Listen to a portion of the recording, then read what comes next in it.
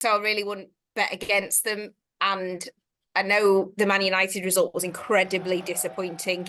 I think you could see it. Virgil van Dijk afterwards was, said we've only got ourselves to blame. So yeah, it's probably not in Liverpool's hands, but 7 games to go. I would think there's another few twists to come. I think if it was 2 or 3 games, then maybe that would be it.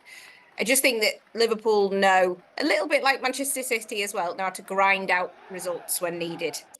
The added edge for Liverpool is not only have they been there and done it before, they've lost out, but then also won the title. So they've got a load of experience to draw upon.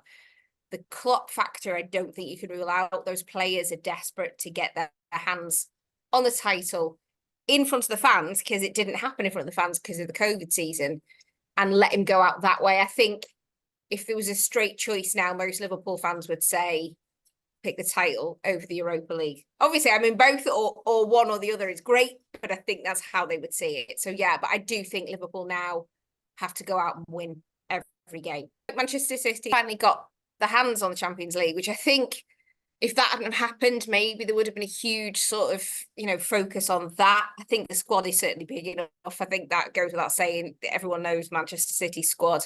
The bench is quite frequently worth more than most people's starting 11.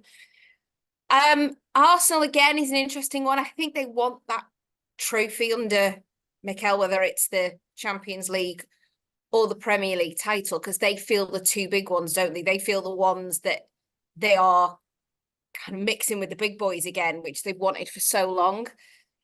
Again, very tough opposition for both of them. So I think that, but then Liverpool have got Europa League, and obviously FA Cup is done now for Liverpool.